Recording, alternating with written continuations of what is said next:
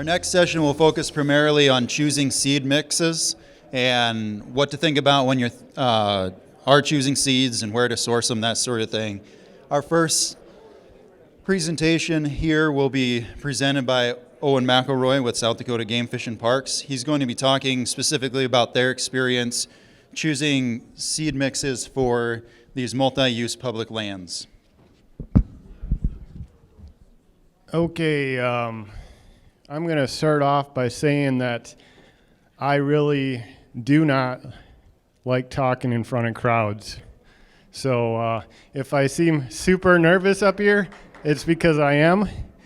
And then they put me on this pedestal, so I have to look down at you guys and make me feel even worse. So I'll be talking about some seed mixtures that we do, on the Game Fish and Parks ground, specifically based out of Watertown.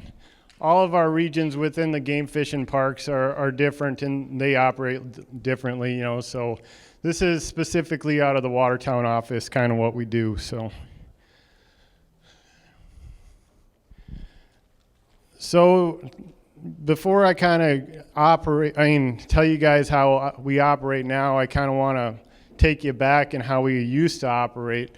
So back in the day, what we used to plant a lot was DNC, solid switchgrass stands, warm season grass stands, very little forb diversity. We started seeing more integration of forbs, early 2000s. So do you guys, I guess I'll describe what DNC is. It's just basically a cheap nesting mix that we used to use a lot that had alfalfa, intermediate wheatgrass, and sweet clover in it. So it's just super cheap. It's good for nesting cover. Not really good for anything else. So early mixes, we just basically were putting grass down at pounds per acre, right? Most of the mixes were 10 to 16 pounds an acre, heavily on the warm season side of things. Very little forbs. Most of the forbs were usually an exotic, such as alfalfa or clover. So what's the issues with planting things pounds per acre, right? We really didn't know how much we were actually planting. If we were planting 2.5 pounds of big blue stem per acre, well, if you break that down, that's 11 seeds per square foot, right? And if you think about that, if you have even half of those germinate, that's a lot of big blue stem. And if you try to start incorporating some forbs in those mixtures, there isn't a whole lot of room for them to try to compete with the big blue stems. So yeah, most of our, mixes were, 8 grasses, and at the rate they were going, you're talking, about 50 seeds per square foot of just grass. So that's a lot of grass, very thick. So now, I wish I could stand by my presentation a little bit more and see it more. But we work, seeds per square foot now. And it just helps when we're making our seed mix kind of visualize what we're trying to plant. And, every grass and forb seed isn't the same, right? I've got wild garlic up here in Western Yarrow. They're 2 different seed types, right? Western Yarrow is very small. There's a lot of that seed per pound, and garlic is a very big seed, so not a whole lot of seed. But if we were just going pounds per acre and we're like, oh, well, I want to plant a pound of garlic and a pound of yarrow per acre, we're going to end up with a massive stand of yarrow and maybe some garlic if we're lucky. But I kind of just broke down. Everybody has their own seed calculator, if you will. You can go on the NRCS website. If you're proficient at Excel at all, it's really an easy thing to design yourself. So that's kind of what we did. We just went on Excel, designed our own seed tool. One of the main things you got to figure out is how many seeds come per pound, and NRCS has some of that information. I got most of my information from Perry Moon. Figure a seed company should know how much seed per pound is in their species. So yeah, GFP grass planting mixtures. We're typically trying to provide hunting cover and wildlife cover when we're planting our mixtures. We're going from that range about $100 to $300 an acre. We have a budget, and we still get quite a bit of diversity even when we start getting towards that $300 range.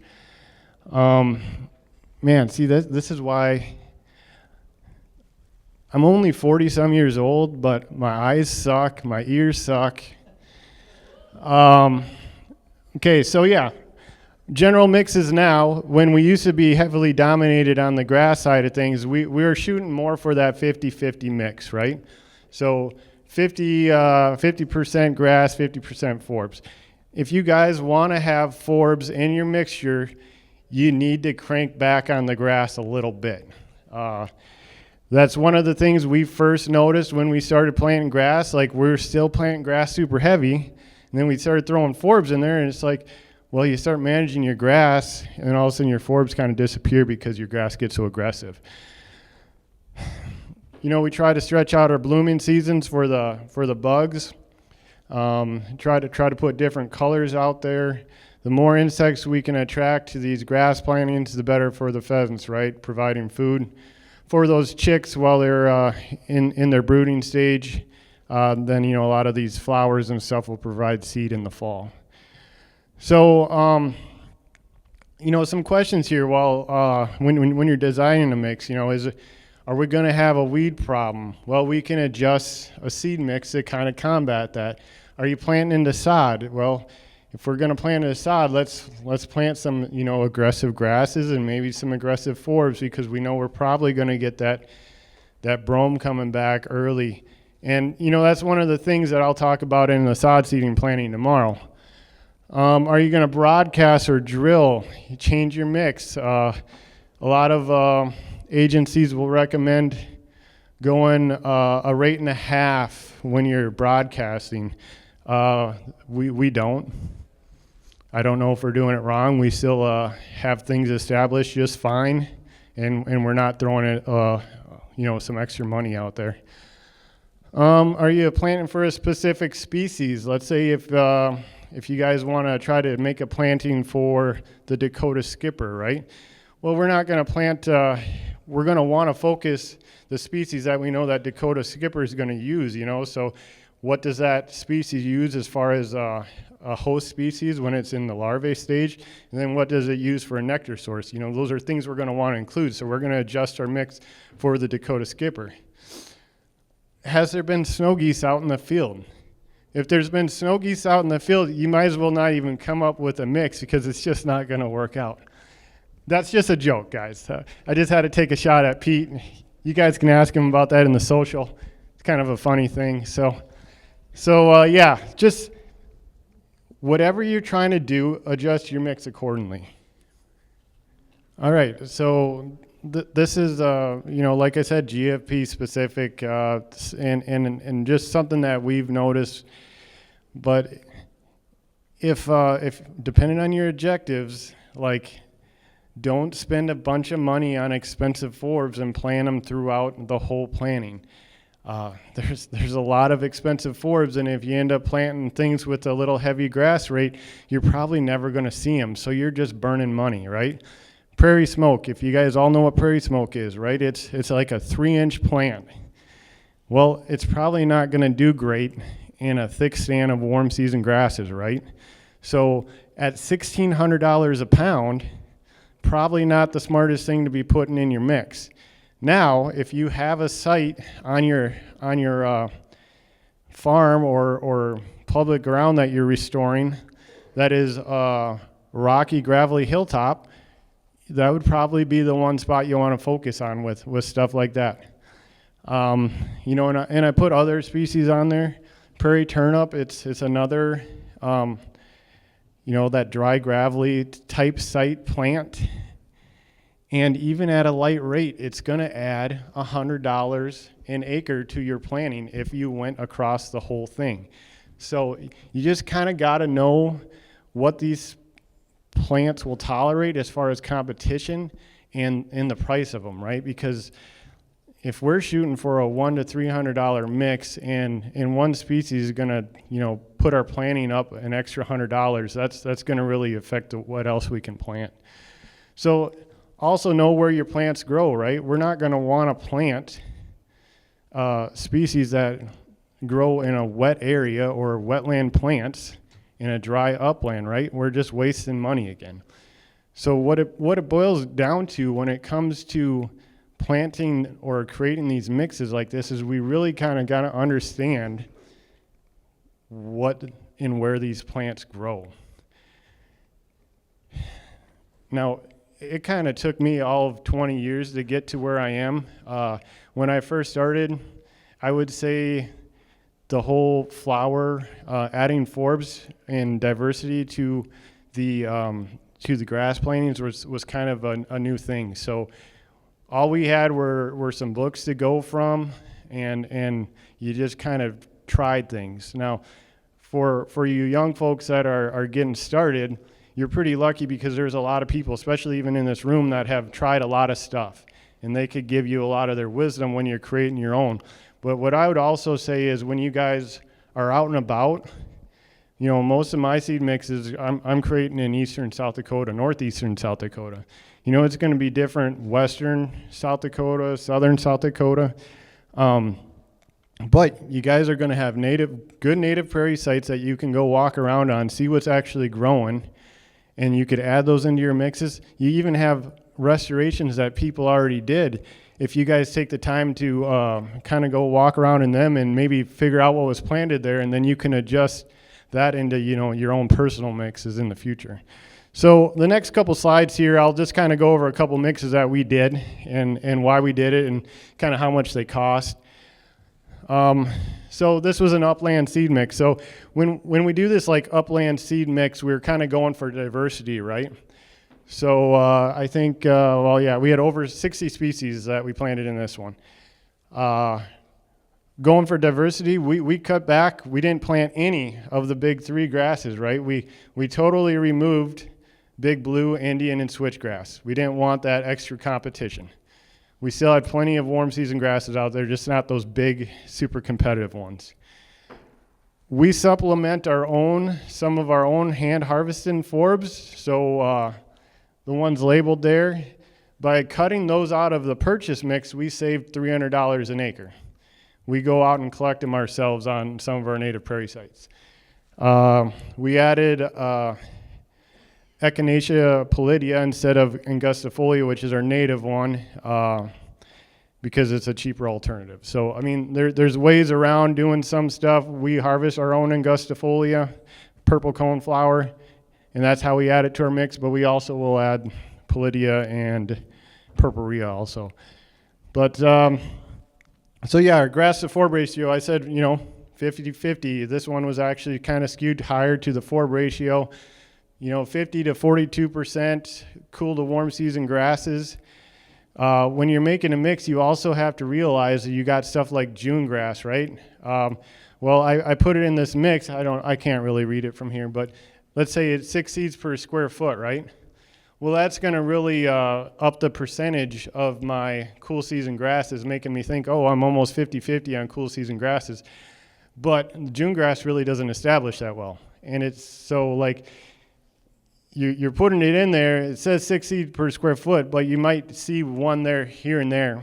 So just know how well some stuff establishes, just so you don't totally skew your mix towards that. This seed mix right here costs us around $300 an acre. So this was a kind of up on our upper level of spending when it comes to a seed mixture. And roughly 45 seeds per square foot. That's kind of a picture. You can't really see anything in it because pictures are horrible. That's why I don't take them. It's really heavy on the little blue stem and side oats. really, in my opinion, great for hunting pheasants and grouse because you're not walking in grass, up to your eyes. So, sod seed mix. I'll be doing a presentation on this tomorrow. But when we're going for a sod seed mix, we know we're gonna have weed issues, and we know we're gonna get some competition back from some of our cool season grasses. So what we tend to do is we pick super aggressive forbs and grasses, and that's what we plant, right? Cool season component, we used to not even plant it. We're like, well, brome's gonna come back as our cool season component. Do we really need to have native cool seasons in there? We started trying it now just for the fact that we thought, well, maybe if the cool season natives take a hold, they'll actually hold the brome back a little longer. That's still waiting to see if that works or not. But we're still putting that high grass to forb ratio, right? But we don't have as many species. Like I said, we're picking really aggressive species when we're doing this. So, and then we're going at a higher rate also. So that's why it's a 50-50 ratio still, but we're only looking at, 32 species when we plant. But, those are, for the most part, fairly aggressive forbs that we found through experience when planting. That's a picture of a sod seeding plant, and that's got a lot of false sunflower, if you will. That's one that does well in a sod seeding situation. I also have a bunch of sweet clover that year, but basically with these sod seedings, what we're trying to do is take a brome field and turn it into something better, and we accomplished that there. Spike plantings, this is something the feds have a lot more experience on. If you really want to know more about spike plantings, maybe talk to Kyle over there. But this is something we've just tried recently. The theory behind it is you spike your planting with a lot of cheap forbs to try to minimize weed pressure, like Canada thistle and stuff like this. Still, $210 an acre, we're still not really spending a whole lot of money, but that seeds per square foot, 73 seeds per square foot, when we're usually in that 45 to 50, I would imagine Kyle's is even higher than that, probably over 100.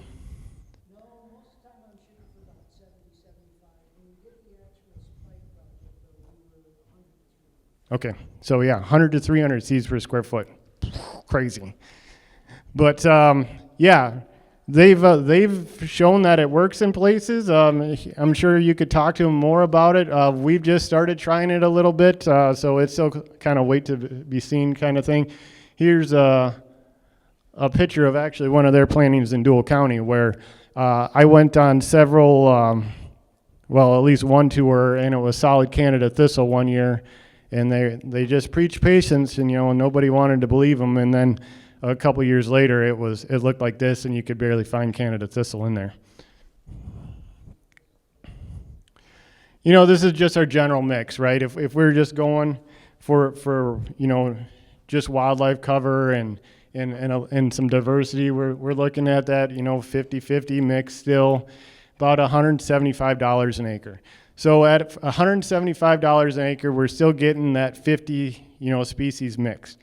And we got a mix of aggressive forbs and non-aggressive forbs and a high diversity of grass. So still that 45 seeds per square foot. That's kind of what we shoot for, is that 40 to 50 range. That's kind of what it looks like on the grand scheme of things. Had to throw in tree mix because, GFP is all about trees. When you plant a shelter belt, a lot of times people just work the ground in between the trees, right? So you're not really getting a whole lot of production in between the trees if it's just black the whole time. So what we did is we just came up with what we call a tree mix, right? So we just go really heavy on 3 short stature, warm season grasses and some forbs. And it just, to me, it's kind of keeps the weed pressure down, and it's good for the pollinators and other wildlife in the area while those trees are growing. So that's a terrible picture, but that's all I had. but you can see like the heavy on the side oats there, and then you got like blanket flower and cone flower growing. So I just threw this in late. I just figured I'd touch on a couple species that we've got experience with, right? So your Canada wild rye and slender wheatgrass, at least in my country, right, in northeast South Dakota, they do really well. We tend to back off of them. We plant them at a lighter rate because they do so well. We like to go heavier on green needle. If we had the luxury of going with some of our needle grasses like porcupine or needle and thread, you can buy needle and thread, but it's kind of picky where it grows. But porcupine grass, if you guys ever tried to buy porcupine grass, you get basically a wad of needles. It is not cleaned or anything. You got to go spread it by hand. It is a disaster. Now, Kyle, I think, tends to plant his Canada wild rye kind of heavy as kind of a cover crop. So between the both of us, we have two different ways of handling things, and it's not necessarily saying one way is wrong or the other. It's just there is a lot of ways to plant grass and a lot of different ways that work. And, sometimes it doesn't work, but you can't really control that. Switchgrass, Indian, big blue stem, right? Super aggressive grasses, especially because a lot of them are cultivars now, and they are very aggressive. So if you're trying to plant for diversity, maybe back off that a little bit. Especially if you're trying to burn in the springtime, big blue stem loves fire, and as soon as you start burning that, it will get really thick really fast. So we usually go, a little heavier on that little blue and side oats. Tall dropseed and prairie sandreed, not something that we really used to not plant a whole lot, that we're actually seeing do fairly well in our grass plantings, and we actually see it quite a bit on our native prairie sites. So, like I mentioned, June grass, prairie cordgrass, blue grama, prairie dropseed. These are grasses that we don't see do terribly well in our plantings for whatever reason. And prairie cordgrass and prairie dropseed are super expensive. So if you're going to invest in the prairie dropseed, it's going to cost you some money, and you might not see the results from that you're looking for. GFP doesn't have northeast, we don't have a whole lot of experience with sedges. It's something I would like to do more of, but our upland sedges, they're very hard to get your hands on. Purple coneflower, Echinacea pallidea and purpurea, two species that you will not see growing in native grasslands in South Dakota, do very well in our CRP plantings or our mixes, if you will. So does gray-headed coneflower, which I have found growing in native rangelands in southeast South Dakota. Foxglove, penstemon, and partridge pea. Those are plants that I don't see growing in the northeast in native prairies, but they do very good in our mixes. Western yarrow and black-eyed Susan are forbs that do really well, almost too well. I think you can plant too much black-eyed Susan in your mix to where it starts competing with your other species because it establishes so fast. I'm probably taking way too much time, huh? We can listen to you all day, Owen. All right, good. So I say I don't like to talk, and then I end up rambling on forever. So a couple other things. So these are species here: giant goldenrod, golden Alexander, Maximilian, sunflower, plains coreopsis, and New England aster. If you were going out looking at your native prairie site, you would find growing in wet areas. Well, they do very well in all areas in a grass planting. So that's kind of how I usually like to gear my grass plantings for what I see out in the prairie, but sometimes these cultivars, if you will, they kind of throw a wrench in things, and they do well growing anywhere. These are some other species: wild bergamot, false sunflower, Canada milkvet, shell leaf penstemon, evening primrose, and tall cinquefoil. We've had really good luck establishing them in grass planting. So, in the Northeast. Common milkweed, we don't do very well from seed, so we don't even really buy common milkweed when we do our mixtures. However, we do harvest a lot of it. It's easy to harvest. And even when you don't plant it, it just seems to show up. It's probably why it's got the name weed and milkweed, huh? I just figured I'd touch about this a little bit. Out of Watertown, we do a lot of seed harvesting. We do it to diversify our seedings, reduce the cost. We get local eco-type plants that way. I won't even mention the enhancing native prairie side because we're talking about restorations. But we do a lot of it just by going out and hand harvesting it. So if you have these native prairie sites that that are in really good shape, you can harvest a lot of seed just with your hands and go spread them out on your restoration.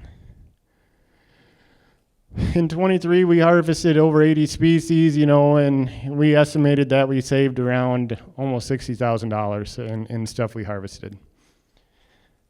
And that's kind of the stuff that we harvested that we wouldn't purchase because it was so expensive, or the stuff you just can't find at seed stores. So, all right, that's it. I'm done. Sorry.